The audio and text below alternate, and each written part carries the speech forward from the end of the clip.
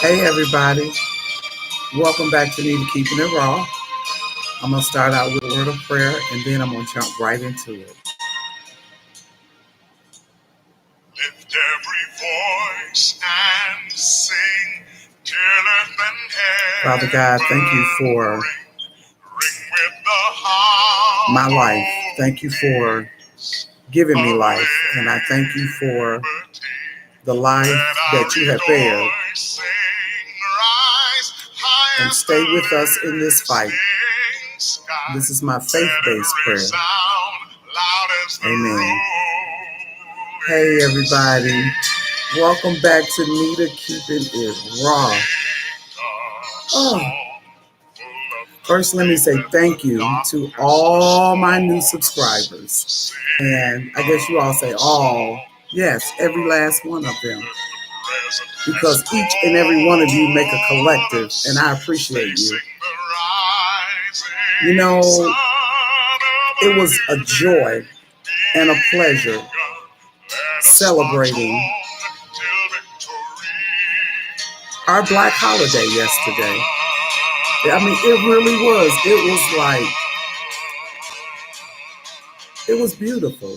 You know, one of my subscribers, I don't know what state they live in, and he asked me if I knew the Black national anthem, Lift Every Voice. And so I responded in his comment, and I sent a little of the lyrics in my comment. And he said, "You go, girl." I said, "Thank you." But nevertheless, you know, this is 2020, and I 1865 to 2020, that's a long time.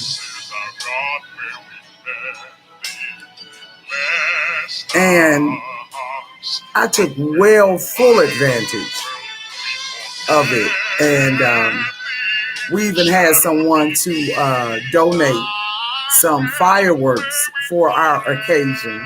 And it was really nice too. So kudos and thank you.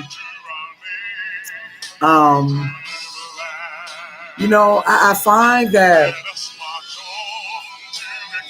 we got to march on till victory is won.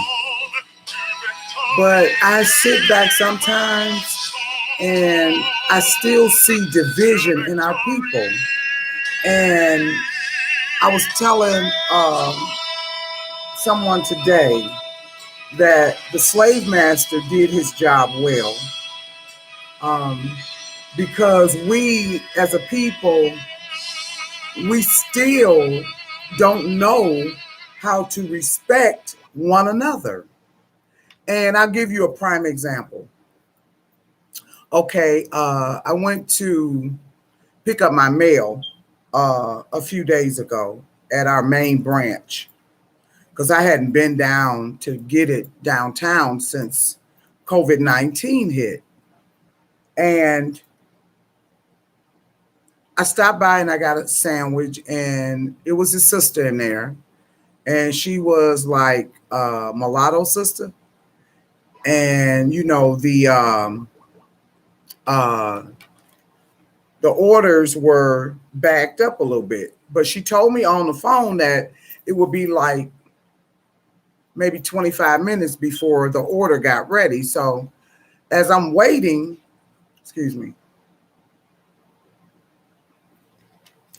as I'm waiting to get my sandwich, 25 minutes passed. Okay. And this sister was like, talking to some of the brothers or whatever that was in there waiting on their food too.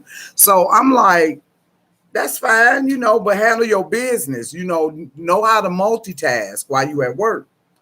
So I said something to her, and she didn't appreciate me asking her about my order.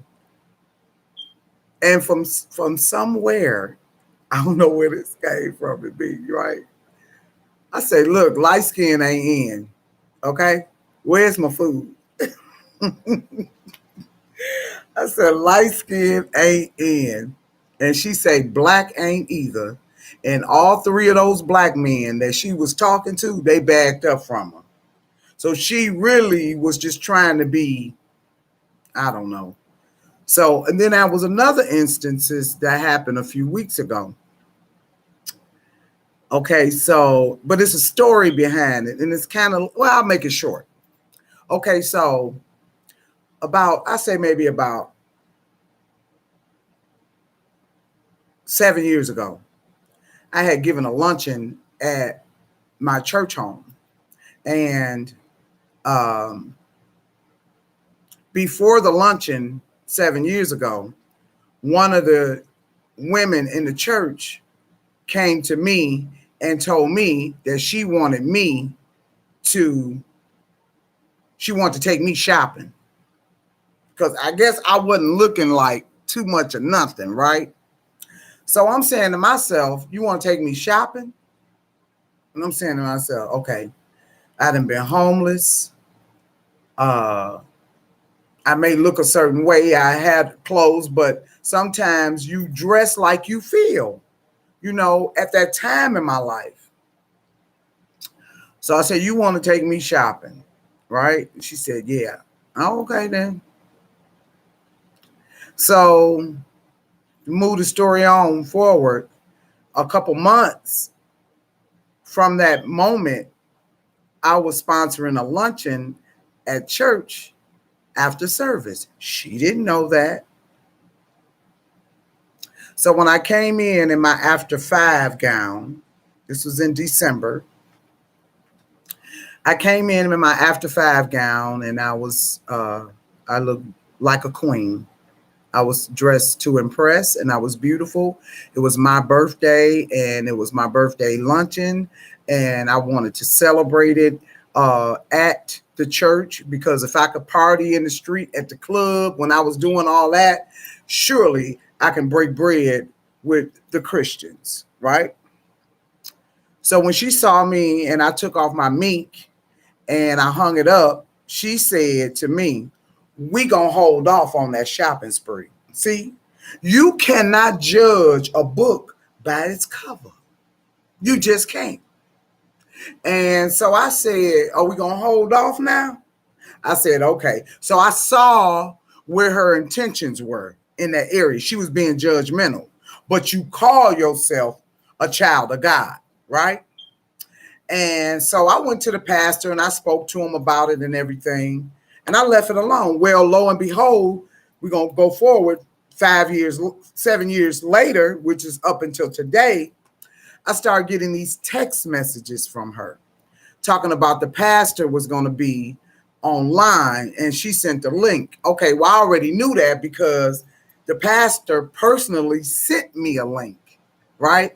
But being that she is the church secretary, he gave her that job, right? So I asked him, please, I don't want to receive nothing from her because she is a wolf in sheep's clothing. So lo and behold, I text that number that texts me, which was her phone.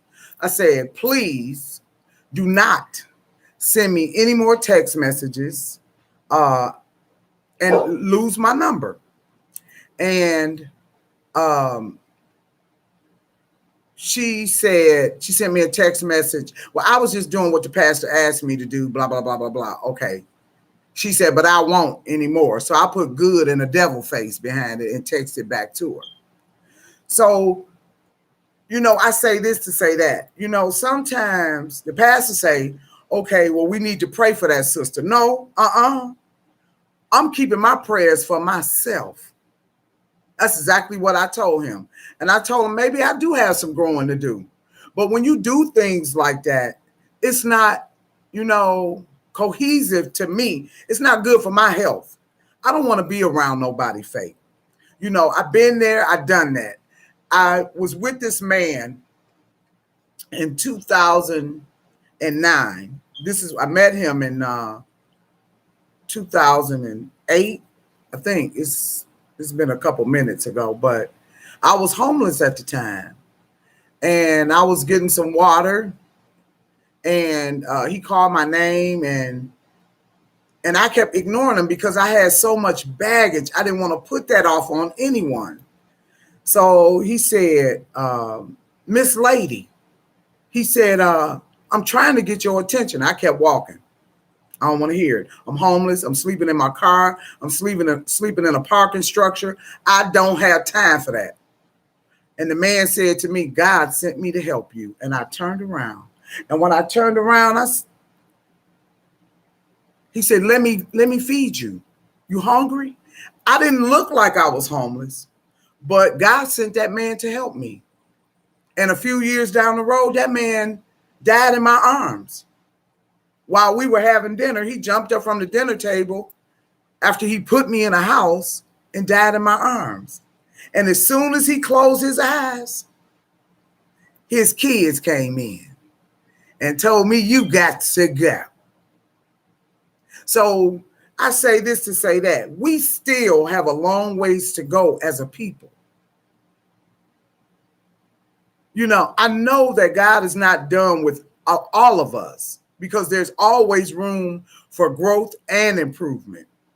But until we learn to respect and love one another, we're going to always be bumping heads with one another. And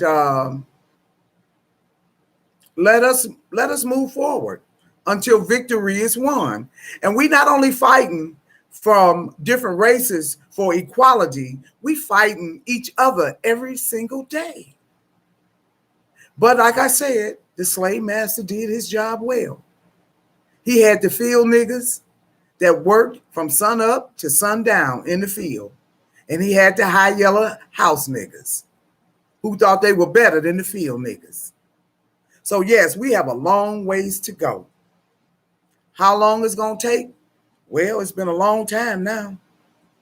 But there's always, people say, I can't. You ever heard people say the old cliche, you can't teach an old dog new tricks? Yes, you can. You have every ability to change something about yourself that you don't like every day. And the people that don't want to change are the people that's stuck in their ways, and whatever they doing, they feel good doing it. But if you really, really want to make a difference in your life and in somebody else's life, take a look at that man in the mirror. Okay, well, y'all done went to school. There I go, because I can go on. Just need to keeping it raw. I love y'all. And this is Juneteenth weekend, holiday weekend. And as they say in Mississippi, Juneteenth. Okay, I love y'all. Peace. Be good and learn to love each other more every day. God bless you.